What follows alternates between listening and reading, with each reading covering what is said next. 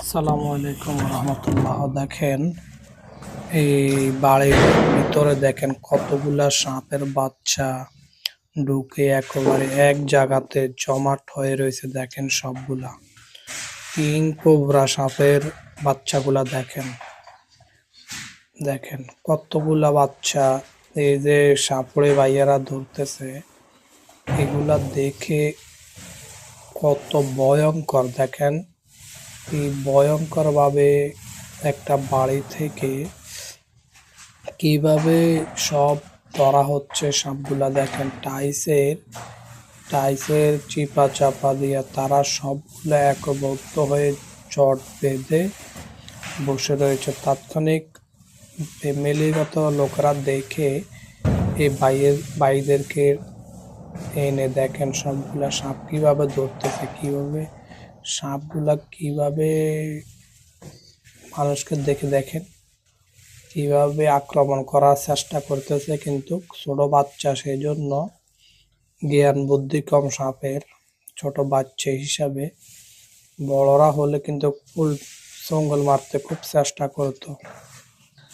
দেখেন যাদের যাদের ঘর বাড়ি আছে, ফ্যামিলিগত ভাইয়েরা চোখ কান খেয়াল রাখবেন বলে, কেন বাচ্চারা আছে সেই জন্য। এরকম সাপ কার না ভয় লাগে। দেখেন সবগুলা জাতি সাপ খুব ভয়ঙ্কর সাপ এই সাপগুলা।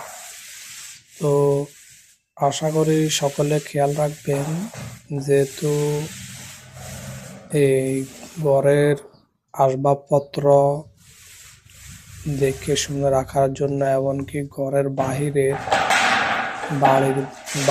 আঙ্গিনা খেয়াল রাখতে হবে। বাচ্চাদের সব বাড়িতে বাচ্চারা আছে, বাচ্চারা যেহেতু ক্ষতিগ্রস্ত না হয় সেই জন্য একটু ভালো করে খেয়াল রাখতে হবে।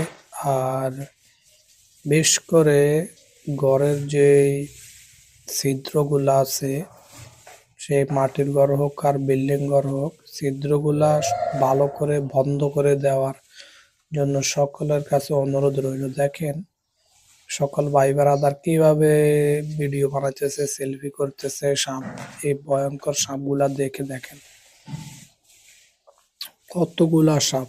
একটা দুইটা হলে একটা কথা ছিল, প্রায় 7-8টা সাপ এখান থেকে ধরা হয়েছে। এমনকি এই সাপের মূল বাসা কোন জায়গাতে, এটাকে দেখতে হবে আমাদের। আমরা এখন যাচ্ছি এটা দেখার জন্য মূল বাসাটা।